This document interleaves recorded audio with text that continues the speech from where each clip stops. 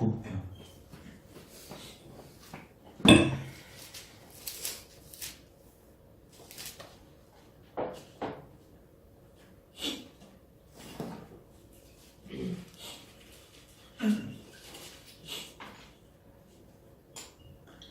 기도하겠습니다. 시편 29편.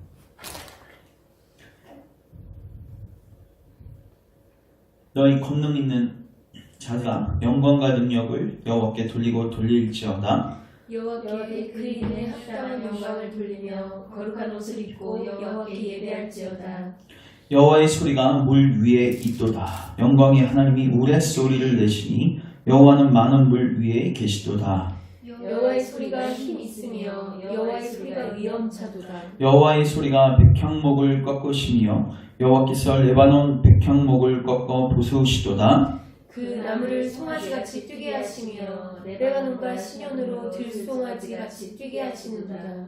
여호와의 소리가 화염을 가르시는 도다. 여호와의 소리가 광야를 진동하시며 여호와께서 가데스 광야를 진동하시도다. 여호와의 소리가 암사슴을 낙태하게 하시고 살림을 말갛게 벗기시니 그의 성전에서 그의 모든 것들이 말하기를 영광이라 하도다. 여호와께서 홍수 때에 좌정하셨으며 여호와께서 영원하도록 왕으로 좌정하시도다. 같이 읽습니다. 여호와께서 자기 백성에게 힘을 주시며 여호와께서 자기 백성에게 평강의 복을 주시리로다. 아멘. 기도하겠습니다. 하나님, 오늘도 우리 사랑하는 주의 본속들 또 주님 기억하여 또 사모하여 이 예배의 자리에 나왔습니다. 우리가 성령님을 사모합니다. 이 시간에 나타나 주시고 우리의 길을 여셔서 주의 뜻과 우리 삶을 향한 하나님의 계획과 주의 마음을 충만하게 계시하시고 그 앞에 합당하게 반응할 수 있는 은혜를 주시옵소서. 부족한 종을 십자가 뒤에 감춰주시고 오직 하나님의 영광만 드러낼 수 있도록 주님 사용하여 주시옵소서. 예수님의 이름으로 기도합니다. 아멘. 오늘은 시편 29편 말씀을 통해서 따라하겠습니다. 우리가 마땅히 경외해야 할 분, 그 제목을 가지고 하나님 말씀을 나누도록 하겠습니다. 시편 이제 계속 보고 있는데 29편은 그러니까 28편까지는 조금 이렇게 보면서 이렇게 반복되는 느낌이 든 시들이 몇 군데 있었는데 이제 29편은 조금 지금까지 봤던 시와는 다른 주제와 다른 느낌을 갖고 있는 시입니다. 이 시는 다윗이 쓴 시인데 제가 봤을 때 다윗이 참 이 하나님을 섬길 때 풍부한 감정을 가졌던 것 같아요. 어느 때는 그 자기의 죄를 보고 하나님께 그 탄원하는 시도 쓰고 또 어느 때는 감사하는 시도 쓰고 또 어느 때는 그 자기를 보지 못해가지고 숨은 허물을 드러내라고 드러내달라고 이렇게 하나님께 간구하는 시도 쓰고 또 억울하고 고난 속에서 하나님을 의지하는 시도 쓰고 특별히 오늘은 그 다윗이 하나님의 절대 주권을 찬양하는 시입니다. 특별히 오늘 1절 이렇게 시작이 됩니다. 우리 1절 한번 같이 읽겠습니다. 시작. 너의 권능 있는 자들아 영광과 능력을 여호와께 돌리고 돌릴지어다.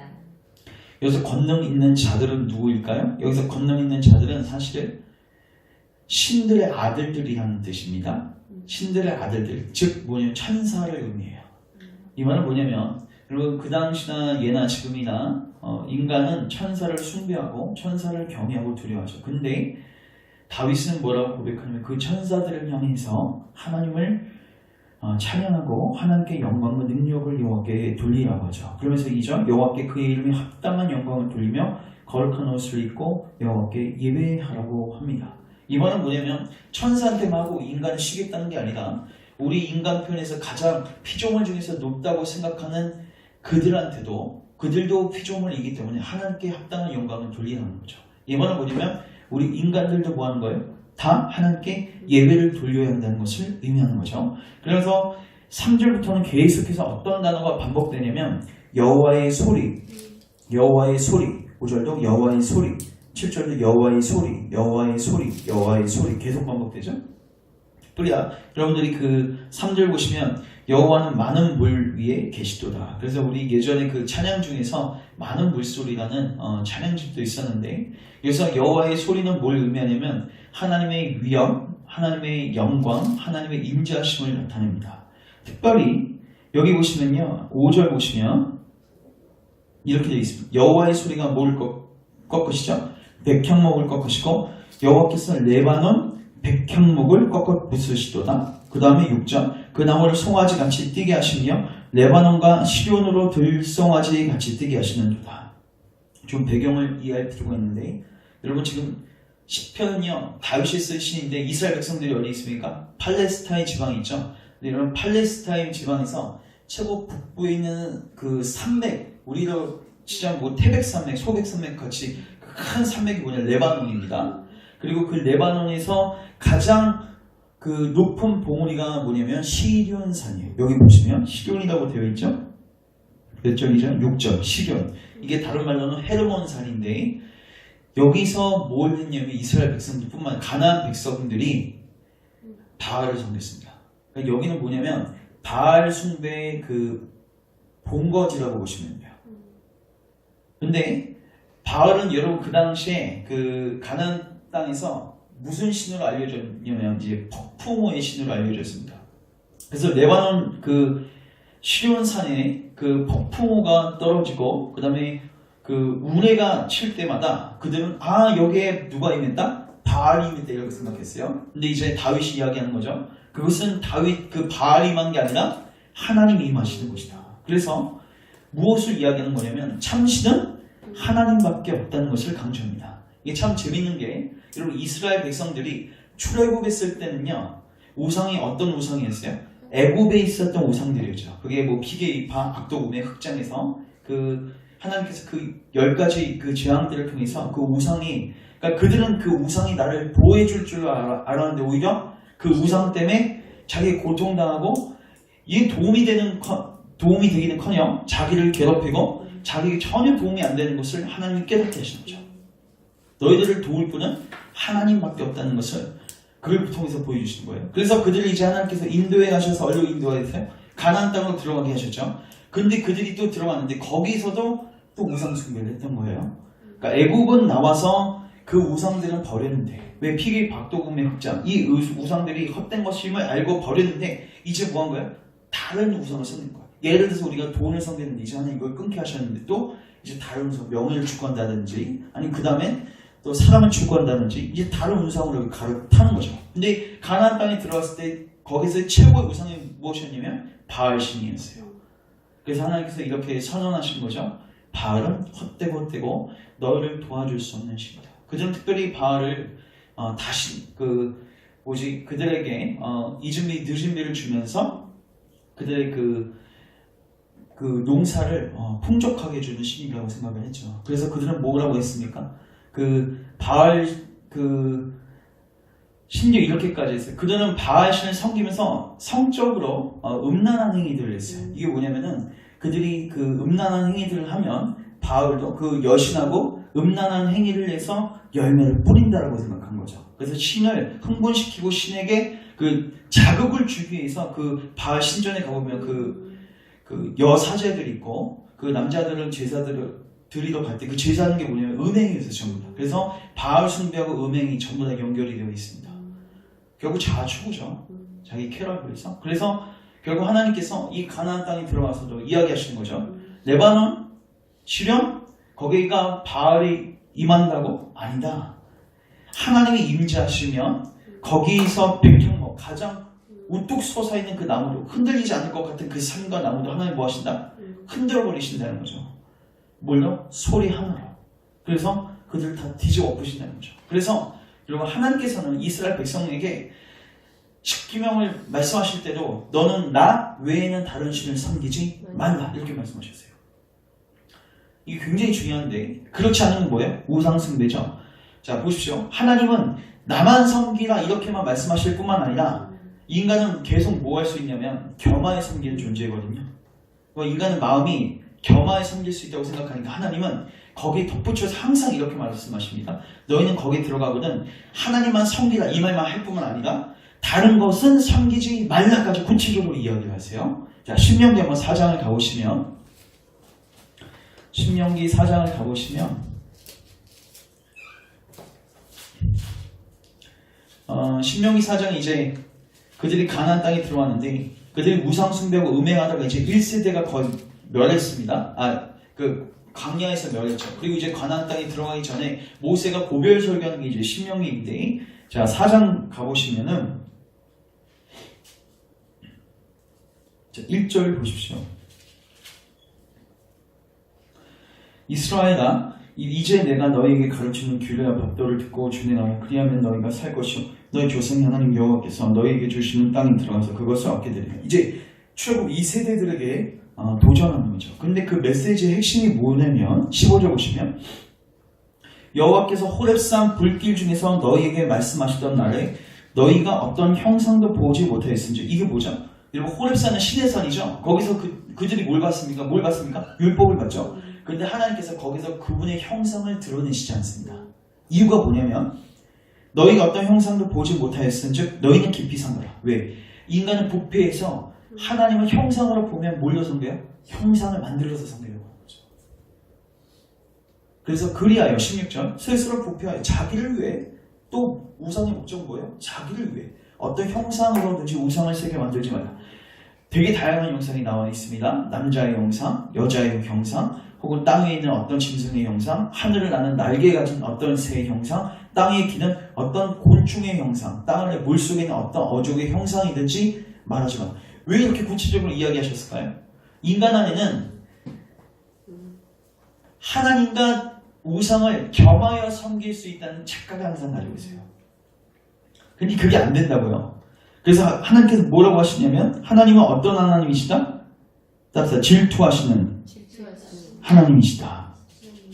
이제 여기 4장 뒷부분 가시면 하나님은 질투하시는 하나님이시라고 35절 한번 가보겠습니다. 이제 32절부터 하나님이 과거 이야기를 좀 하세요. 간증하시는 거죠. 네가 있기 전 하나님이 사람을 세상에 창조하신 날부터 지금까지 지나간 날을 생각해봐라. 생각해봐라. 하늘이 이 끝에서 저 끝까지 이런 큰 일이 있었느냐?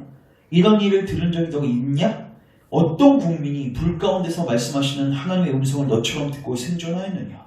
어떤 신이 와서 시험, 이적, 기사와 전쟁과 강한 소음, 편팔과 크게 두려운 일로 한 민족을 다른 민족에게서 인도하여 낸 일이 있네. 이거 출애굽과 모든 과정들을 이야기하는 거죠. 자, 하나님께서 왜 이 일들을 행하셨습니까? 같이 읽습니다. 시작. 이는 다 너희의 하나님 여호와께서 애굽에서 너희를 위하여 너희의 목전에서 행하신 일이라. 이것을 내게 나타내심은 여호와는 하나님이시오 그 외에는 다른 신이 없음을 내게 알려 하심이니이다.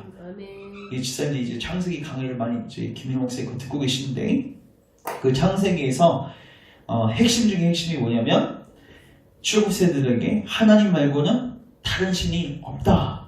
하나님 말고는 다른 신이 없다. 이걸 뭐 하시는 거예요? 강조하고 계시는 거예요. 그래서 여러분, 그들이 이제 실질적으로 그 들어가서 여호수아가요 전국 전쟁을 다한 다음에 이스라엘 백성들에게 이렇게 선포합니다. 요거 하나 더 쳤습니다. 여호수아 이제 바로 넘기십시오. 이제 진짜 들어갔습니다. 그들이 들어갔는데 들어가니까 우상이 많죠. 그래서 하나님께서 전부 다 그들을 진멸하라고 하시는데 저 어떤 민족들은 이제 살려두게 되는데, 자 24장 자 보십시오. 14절 이거 쭉 여러분 극단적으로 생각을 하실 필요가 있는데, 여호수아가 그러므로 이제는 여호와를 경외하며 온전함과 진실함으로 그를 섬기라. 너희의 조상들이 저쪽과 애굽에서 섬기던 신들을 뭐하고? 치워? 24장 14절입니다. 여호수아 24장 뭐 찾으셨어요 지금? 창세기 찾으셨어요? 신명기 뒤져. 신명기 다음에 여호수아 24장. 전 표정만 봐도 지금 이 사람들이 지금 읽고 있는 줄 알았어요.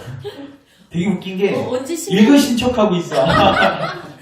아니, 왜냐면 언제 신명기 뒤로 갔어요. 그래요?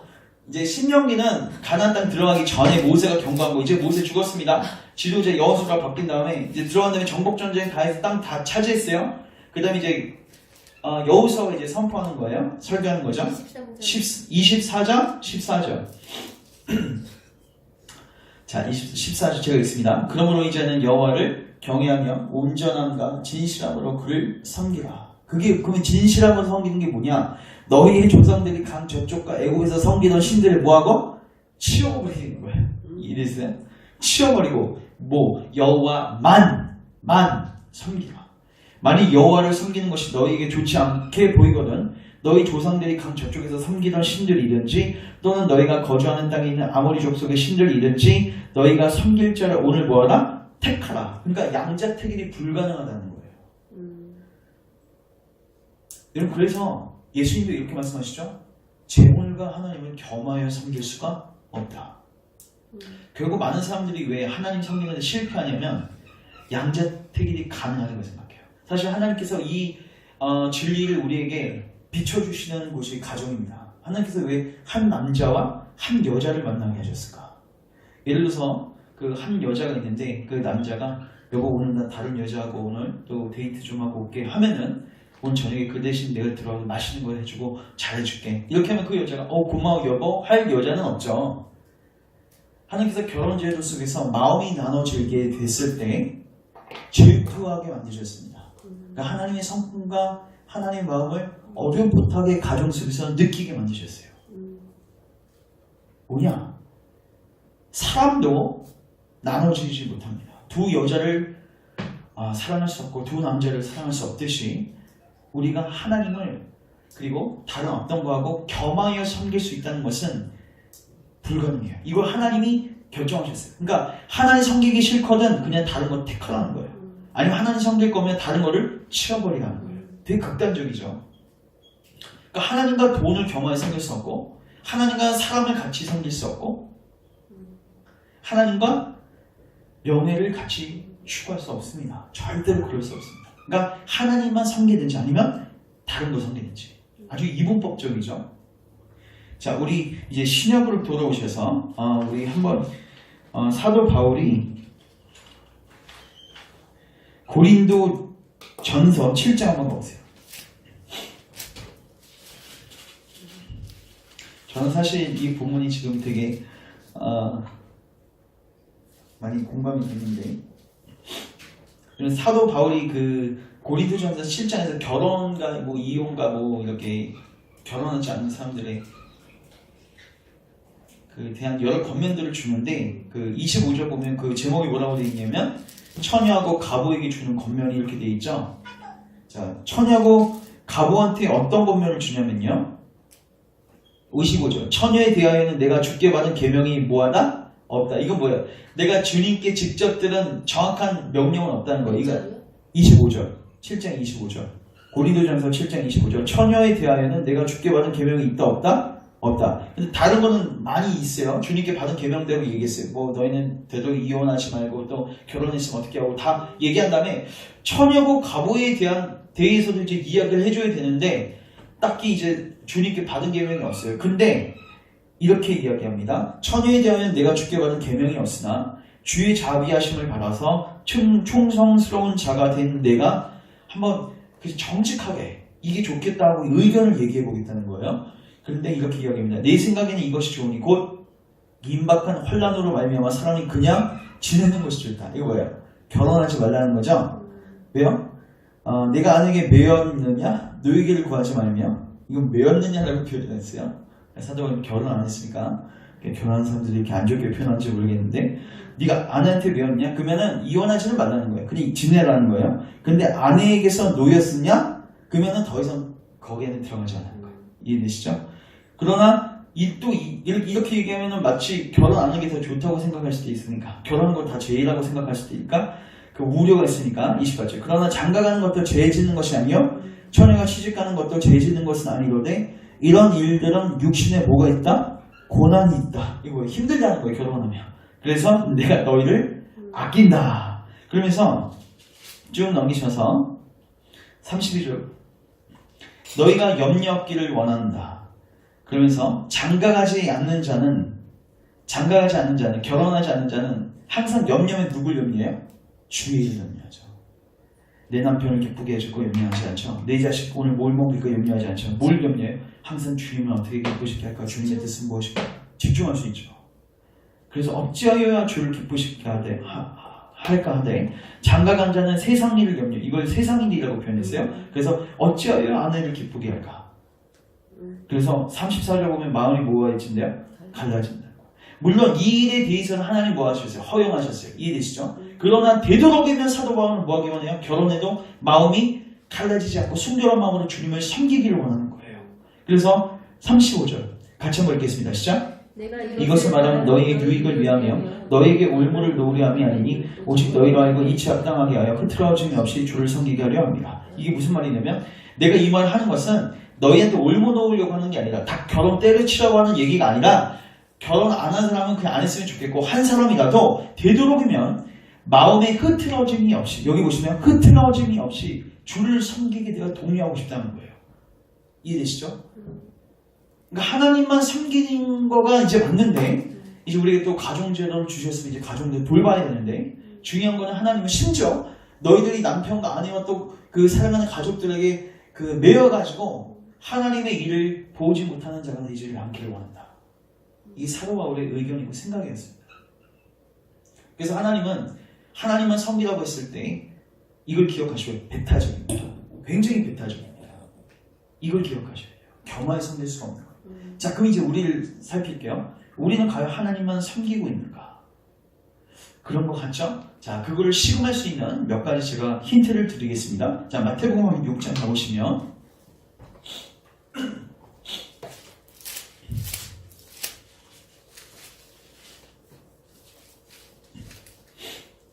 6장 24절 가시면 마태복음 6장 24절 한 사람이 두 주인을 섬기지 못할 것이니 혹 이를 미워하고 저를 사랑하거나 혹 이를 중히 여기고 저를 경히 여깁니다. 너희가 하나님과 재물을 겸하여 섬기지 못한다. 자, 25절 그러므로 내가 너희에게 이르노니 목숨을 위하여 무엇을 먹을까 무엇을 마실까 무엇을 위하여 무엇을 입을까 뭐하지 말라? 염려하지 말라.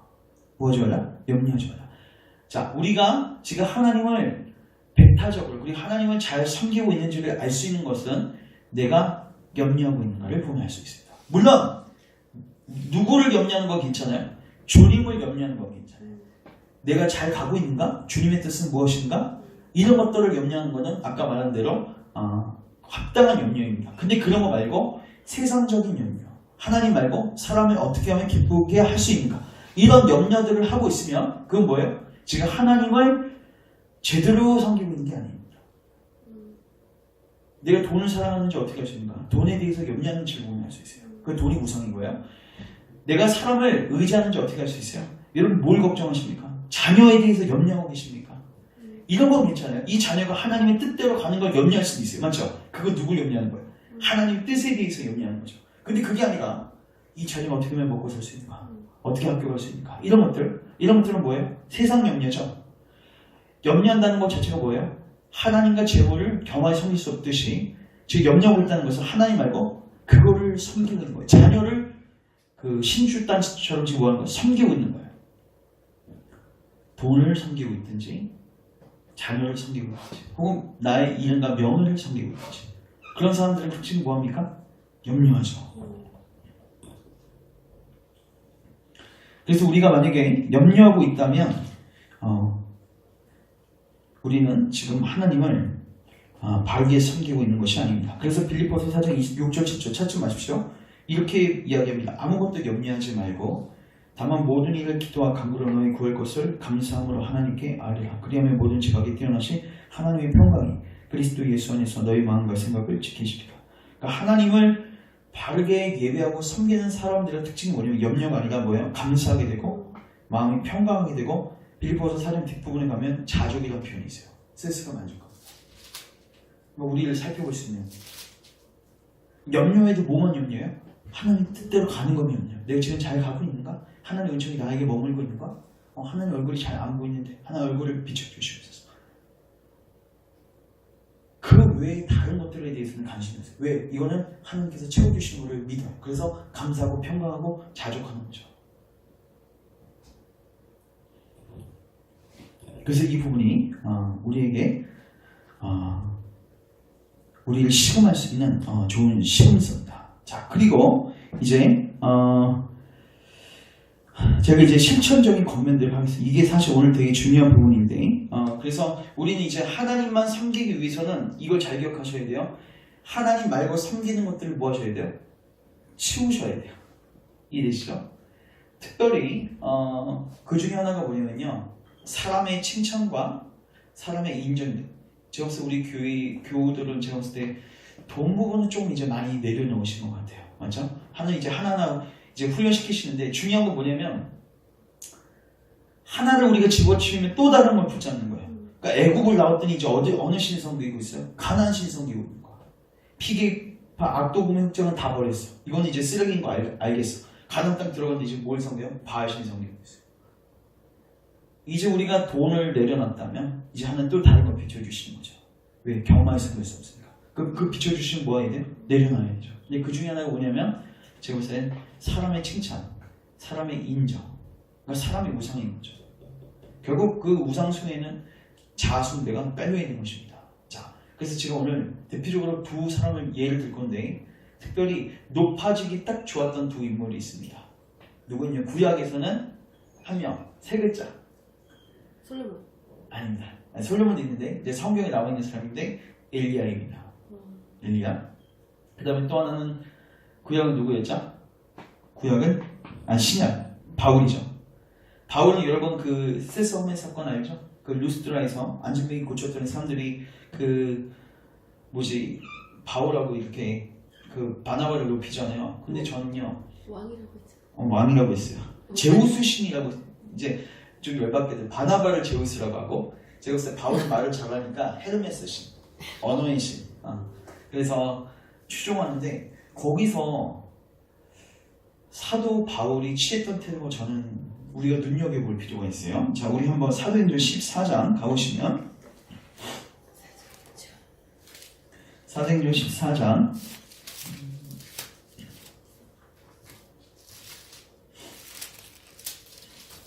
8절 가보십시오.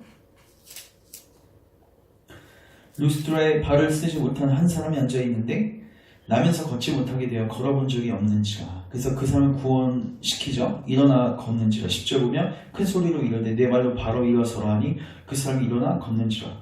그러니까 무리가 바울이 한 일을 보고 루가오니아 방언으로 소리질러 이르되 신들이 사람의 형상으로 우리 가운데 내려오셨다 하여 바나바는 제우스, 바울을 그 중에 말하는 자이므로 헤르메스라 하더라. 자, 그때 그들이 누렸습니까? 아니죠. 14절. 두 사도 바나와 바울이 듣고 옷을 찢고 무리 가운데 뛰어들어서 소리질러 이르되 여러분이여 어찌하여 이러한 일을 하느냐. 우리도 여러분과 같은, 이걸 동그라미 치시면 좋을 것 같은데, 성정을 가진 사람이라. 성정을 가진 사람. 나도 똑같다는 것입니다. 자, 그 다음 야고보서 한번 가보세요.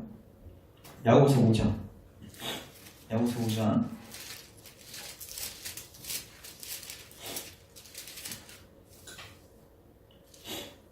야고보서 5장 가면 16절 보십시오. 이제 교회 권면하는 건데, 그러므로 너희 죄를 서로 뭐하고 고백하고 병이 낫기를 위해서 서로 기도하라. 의인의 간구는 역사하는 힘이 많죠. 그래서 기도의 샘플로서 누굴 들죠? 엘리야 들거든요. 잘 보십시오. 근데 야고보서 5장 16절. 야고보서 5장 16절. 그러므로 너희 죄를 서로 뭐하고 고백하고 병 낫기를 위하여 서로 뭐하라? 기도하라. 왜? 의인의 간구는 역사하는 힘이 크다. 그래서 기도의 중요성을 이야기하면서 기도의 샘플로 엘리야를 드는데, 그럼 이렇게 얘기하겠죠. 그거에 엘리야는 능력의 종이니까 그렇죠. 이렇게 할 수 있잖아요. 근데 이렇게 이야기합니다. 엘리야는 우리야 뭐가 같다? 성정이 같은 사람이야. 그가 무슨 신의 형상이고 신의 능력을 갖고 있어서 기도의 능력이 있었던 거 아니다. 그래서 불이 떨어졌던 게 아니라, 갈멜산 전투에서 그래서 승리한 게 아니라 누가 함께 하신 거예요? 하나님이 하신 거죠. 그들은 우리하고 똑같은 성정을 가진 사람이다. 그래서 우리도 기도하면 우리도 충분히 뭐 할 수 있다? 하나님 우리를 통해서 응답하실 수 있다는 거예요. 구약에서 능력의 선지자라고 이야기하는 엘리야, 그리고 신약에서 하나님 놀라운 기적을 경험했던 바울. 성경이 이렇게 이야기합니다. 그들도 똑같은 성정을 가진 자라. 교회에서 이제 목회자에게 칭찬하거나 어떤 제 목회자를 띄워주는 이야기들을 하거나 이제 높여줄 때, 목회자가 취해야 할 태도는 뭡니까? 나는 당신과 성정이 똑같습니다. 하나님만. 누군가가 여러분들을 높이시면 어떻게 해야 돼요? 하나님만 높이십시오. 그래서 잘 기억하십시오. 오늘 우리 본문은 이 시편 29편 우리에게 두 가지를 요구합니다. 하나님만 섬기라는 것을 요구하고, 또 하나는 다른 사람들이 하나님을 섬기지 않고 여러분들을 섬길 때 여러분들이 뭐 할 것은? 스톱할 것을 또한 요구하는 것입니다. 이건 굉장히 중요한 거예요. 그러니까 여러분들이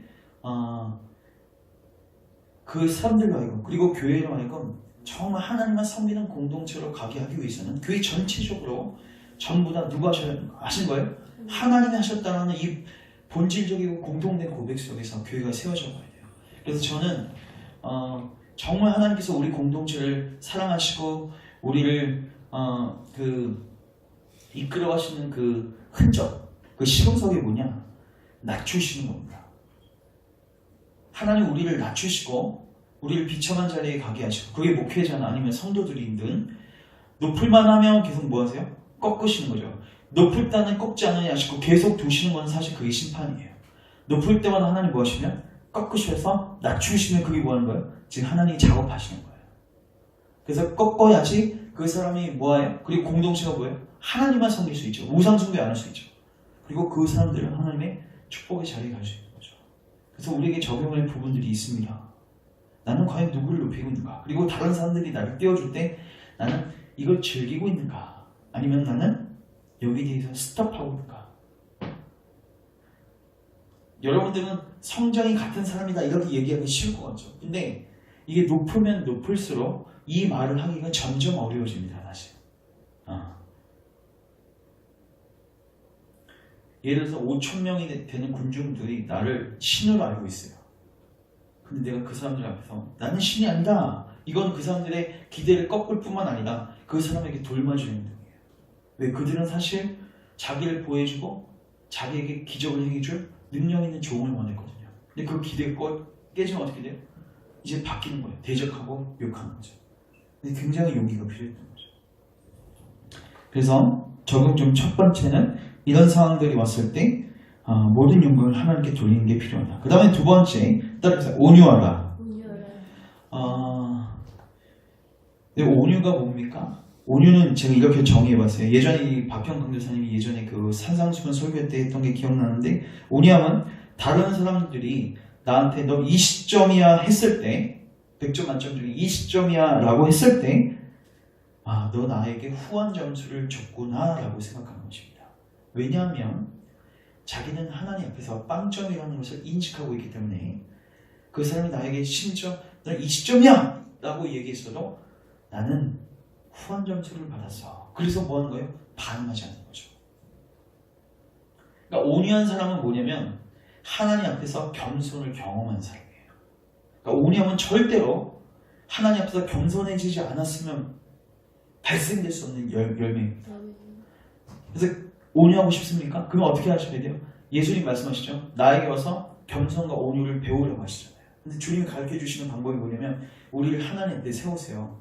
세우셔서 우리가 하나님 앞에서 빵점인 것을 보게 하시죠. 그러면은 주변에 있는 사람들이 여러분들에게 삿대질을 하고 뭘 하든 간에 그게 잘 안 들려요. 너무 후한 점수를 줘서 반응이 안 돼요. 대표적인 사람이 누구냐면 다윗입니다. 다윗이 압살롬의 반역 때문에 쫓겨나와서 나오게 되었을 때 이 행군을 하고 있는데 이제 맨발로 이제 아주 처절하게 비참한 가운데서 행군을 하고 있는데 그 친족 중에 한 명이 시므이라는 사람이 있었는데 시므이가 막 거기 다윗을 막 향해서 막 조롱하고 막 비난하고 충동질하죠. 그러니까 주변에 있던 신하들이 그 왕이시여 제가 가서 쟤를 죽여버리겠습니다. 허락해 주십시오 하니까 다윗이 이렇게 얘기합니다. 그렇게 하지 말라. 왜? 저 사람의 소리가 혹시 하나님의 소리일 수도 있잖아요. 이 말은 뭐예요? 다윗은 거기서 누구 생각하고 있어요? 하나님 생각하고 있어요. 그러니까 다윗이 이게 정말 탁월한데 나중에 책망하든 아니면 시므이가 저주를 하든 간에 항상 뭐 먼저 걱정해요? 하나님과 나하고의 관계를 이렇게 걱정해요. 그런 사람들은 사실 사람에게 반응하지 않습니다. 그래서 제가 봤을 때 이 온유가 언제 나오냐면요. 사람의 평가를 소중하게 여기지 않고 하나님의 평가를 가장 소중하게 여길 때 이게 나와요. 하나님의 절대 주권을 인정하고 하나님을 섬기고 있는 사람들의 특징이 뭐냐? 이 온유함이 나올 수밖에 없는 것입니다. 그리고 마지막 따라하겠습니다. 불평하지 맙시다. 불평하지 맙시다. 여러분 욥기를 나중에 한번 읽어보십시오. 여러분 욥이요 고난을 왜 당하죠? 사실 그 욥기 1, 2장을 읽어보시면요 사탄이 하나님께 제안을 하죠. 이 사람은 지금 너무 잘 돼서 잘 풀려가지고 하나님을 섬기고 있는 것입니다. 한번 이 사람에게 고난을 줘보십시오. 그러면 반드시 주님 대적할 것입니다. 그래서 하나님 허락하셔서 물론 이 일들은 욥한테는 보이지 않는 일입니다. 이해되시죠? 그것을 봤으면 당연히 욥 잘 견뎌냈겠죠. 근데 그게 보이지 않고 그냥 그 일들이 진행됐어요. 자, 처음에 욥이 잘 견디다가 계속해서 친구들이 와서 막 후배 파는 거죠. 막 그들이 막 죄를 후배 파고 너 욥 네가 죄를 지어서 그 죄를 묻겠어요. 욥이 맞아요? 친구가 맞아요? 죄 때문에 온 겁니까? 그 고난들이 아니죠. 근데 계속 욥이 어떤 말들을 이제 내뱉기 시작하냐면 하나님을 불평하는 이야기들이에요. 고난에 대해서 하나님을 따지기 시작합니다. 그리고 누가 등장하시냐면 이제 하나님이 등장하세요. 근데 하나님이 그러니까 욥은 뭘 물었냐면 하나님 저에게 왜 이 고난을 주십니까? 왜 이 어려운 환경을 주십니까? 왜 이 재정적인 어려움을 주십니까? 왜 이 어려운 사람을 만나서 제 마음을 힘들게 하십니까? 이렇게 하소연하고 있을 때 하나님 나와서 내가 왜 줬다 답하시는 게 아니라 오히려 욥기 38장 보시면 하나님이 계속 질문하세요. 70개 이상의 질문. 그 질문의 내용이 뭐냐면 하나님 창조주. 오늘 우리가 읽었던 시편 29편 갖고 질문하세요. 너 내가 땅을 지을 때 너 있었니? 자, 우리 욥기 한번 찾아보겠습니다. 욥기는 욥기 시편 전에 있죠.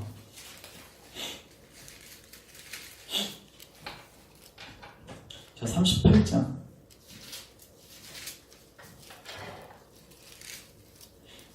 자, 38장 1절. 그때 여호와께서 폭풍우 가운데서 욥에게 말씀하여 이르시되 38장 1절. 그때 여호와께서 어리 가운데서 폭풍우 가운데서 욥에게 말씀하여 이르시되 오늘 시편 29편하고 분위기가 비슷하죠? 그러면서 무지한 말로 생각을 어둡게 하는 자는 누구냐? 누구예요? 무지한 말로 생각을 어둡게 하는 자가 누구였어요? 욥이었죠? 너는 대장부처럼 허리를 묶고 내가 내게 묻는 것에 대답해봐라. 이게 뭐예요? 지금 욥은 누구에게 질문했습니까? 하나님께. 왜 저에게 이 아픔을 주십니까? 근데 주님 답은 안 하시고 좋다. 그럼 네가 먼저 대답해봐. 내가 한번 질문해보자. 내가 한번 먼저 질문할 테니까 네가 대답하면 내가 내 대답해줄게.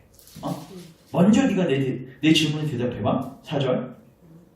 내가 땅에 기초를 놓을 때 넌 어디 있었냐? 내가 깨달아 알았거든 말할지어다. 압니까? 모릅니까? 모르죠? 5절. 누가 그것의 도량법을 정하였는지 그가 그 줄을 그 거리에 그것에 위에 띄었는지 네가 아느냐? 이것도 no. 자, 25절. 오늘도 아까 홍수 이야기가 나오는데 누가 홍수를 위하여 물길을 터주었으며 우레와 번갯길을 내어주었느냐?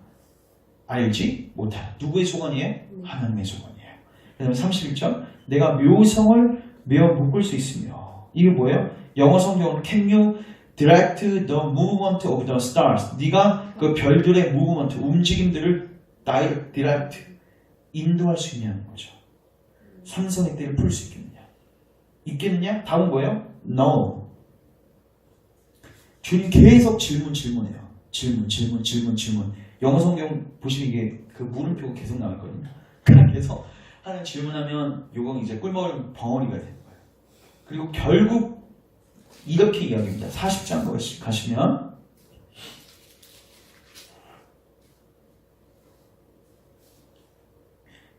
욥이 여호와께 대답하여 이르되 보소서 나는 비천하오니 무엇이라 주께 대답하리이까 손으로 내 입을 가릴 뿐입니다. 그럴 때 하나님은 다시 한번 질문 공세를 펴보세요. 그때 6절 여호와께서 폭풍 가운데서 또 욥에게 일러 말씀하시되 너는 대장부처럼 허리를 묶고 내가 내게 물을 것이니 대답 한번 해보라.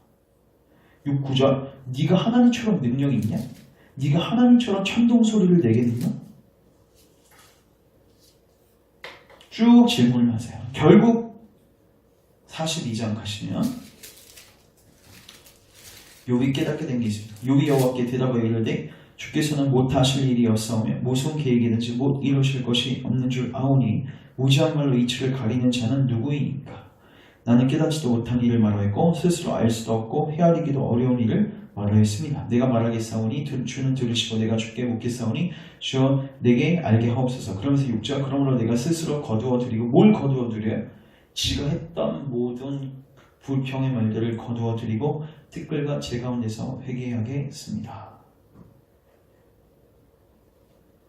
결국 하나님께서 왜 절대 주권의 하나님을 계시하십니까?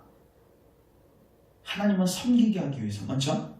근데 하나님은 그 절대 주권을 인정하지 않고 하나님을 섬기지 않았을 때, 그러니까 다른 것들을 섬기게 될 때, 우상을 숭배하게 될 때 나오는 현상 중에 하나가 뭐냐면 불평, 불만입니다. 이스라엘 백성들 왜 그렇게 됐을까요? 그들은 하나님을 섬기지 않았습니다. 모세만 섬겼지 그들은 마음속에 누구 섬기고 있어요?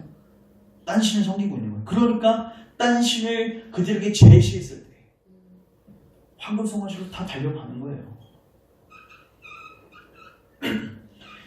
내가 정말 하나님만 섬기고 있는가? 내가 하나님 절대 주권을 인정하고 있는가? 어떻게 시험할 수 있어요? 불평하는 지를 보면 알 수 있습니다. 결국 그 상황을 불평하는 건 뭐예요? 불평하는 건 누굴 불평하는 거예요? 하나님이에요. 하나님을 불평하는 거죠. 그리고 내가 과연 온유한가? 다른 사람들이 나에게 그런 이야기를 했을 때 너는 그 사람의 말에 반응하고 있는가? 아니면 하나님과 너의 관계를 생각하는가?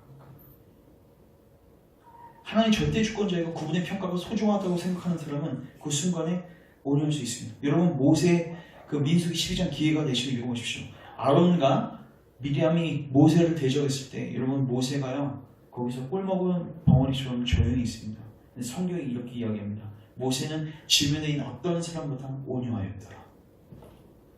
근데 온유한 사람은 누가 등장하세요? 하나님이 등장하셔서 친히 자기가 자기를 변화 안 하면 누가 변화하세요? 하나님이 대신 변화하시죠. 그래서 어떻게 돼요? 미디암 문둥병 걸리잖아요. 그랬더니 미디암이 어떻게 해요? 그 아론이 모세한테 가서 동생아 미안하다. 우리를 위해서 기도 좀 해줘. 근데 그때 모세가 꼴 줬어. 그냥 당하시고 이렇게 하면 하나님께 나아가 간절히 부르짖습니다. 그래서 미디암이 일주일 만에 회복돼서 다시 들어오죠. 모세도 그렇고요. 다윗도 그렇고요. 바울도 그렇고요. 여러분 그들이 사역했던 모든 방향을 보십시오. 그들은 초점이 항상 어디가 있어요? 하나님께 가 있어요. 하나님 절대 주권을 인정하고 있어요. 그러니까 나타나는 현상이 뭐냐면 불평, 불만은 안 해요. 이스라엘 백성들은 불평, 불만해도 모세는 뭐예요? 하나님 얼굴을 만족하고 그 줄기차게 따라가는 거예요. 감사하는 거예요. 그리고 또 사람들이 나에게 대적했을 때 그 사람하고 나의 관계가 중요한 게 아니에요. 누구하고? 하나님과 나의 관계가 중요하니까 항상 그 견지 속에서 온유함으로 모든 것을 이겨내게 되죠. 그리고 또 하나 맞고 뭐였죠? 염려하는 부분. 나는 과연 무엇을 염려하고 있는가? 하나님 오늘 우리에게 이렇게 말씀하십니다. 택해라. 하나님을 택하든 아니면 하나님 말고 다른 우상을 택하라. 근데 저는 하나님 잘 섬기고 있는데요. 근데 그걸 확인할 수 있는 방법이 뭐라고요? 내가 과연 무엇을 갖고 염려하고 있는가? 하나님의 길로 가는 걸 염려하고 있는가? 아니면 세상 것, 자녀, 돈 이런 걸 염려하고 있는가? 만약에 후자라면 여러분은 잘못 가고 계신 겁니다. 여러분들 오늘 머뭇거리지 마시고 택하셔야 됩니다. 혹은 여러분들이 다른 사람들이 여러분들을 평가하고 판단할 때 여러분 다윗처럼 행동하고 계십니까? 아니면 모세처럼 행동하고 계십니까? 온유함이 있습니까? 그렇지 않다면 여러분들은 아직 시선이 하나님께 있는 게 아니에요. 그리고 불평하고 계시지 않습니까? 우리에게 적용했으면 좋겠어요. 여러분들이 하나님을 섬긴다는 것은 이런 의미입니다. 어떤 의미라고요? 이런 종류의 의미라는 거예요. 하나님을 섬긴다는 것은 대충 내 자존심 세워가면서 사람들에게 반응하고 때로는 불평도 하면서 그리고 하나님께 나와서 예배드리는 이 정도가 하나님 섬기는 게 아니라 하나님을 섬긴다는 말 자체는 굉장히 배타적이고 절대적인 의미라는 거예요. 그래서 이러한 상황 속에서도 온유함과 불평하지 아니함과 염려하지 아니함이 드러나게 될 때야 여러분들은 진짜 절대 주권의 하나님을 바르게 따라가고 있다는 것을 증명할 수 있는 것입니다. 그래서 저희는 우리 자신을 잘 살피셔야 합니다. 그래서 하나님께서 오늘 우리에게 비춰주신 부분 중에서 해당되는 부분이 있다면 사실 우리는 지금 우상을 섬기고 있는 것입니다. 그럼 주님은 우리에게 요구하십니다.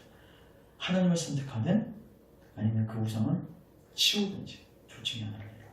그리고 하나님만 이제 섬기기로 결단했으면 이제 너희들이 나아갈 구체적인 자리들은 정말 배타적이고 때로는 너희들이 대가적으로 감당해야 할 자리이고 너희들이 바보가 되어야 할 자리들이다. 주님이 말씀하고 계십니다. 그래서 우리 사랑하는 열방 교우들이 정말 하나님만 섬기는, 순전하게 하나님만 섬기는 교우들이 되었으면 좋겠습니다. 자, 기도하겠습니다.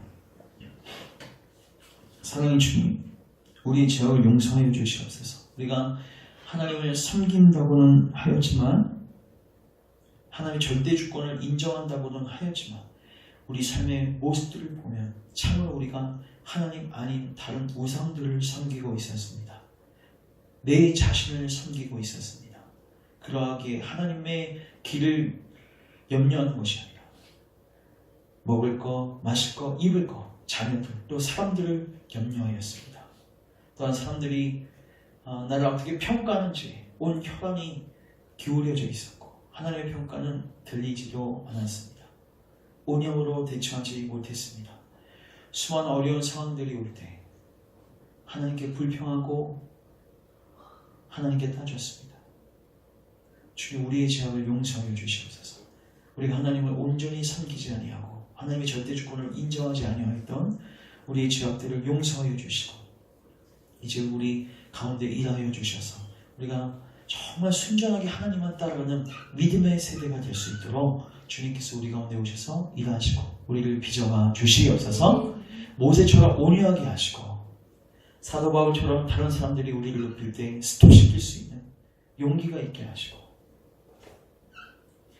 수많은 상황들이 육처럼 해석이 안 될 때 입으로 불평하고 사람들에게 따지는 것이 아니라 모든 것 위에 일하시는 하나님을 인정하면서 그 모든 길들을 인내로써 걸어갈 수 있기를 원합니다.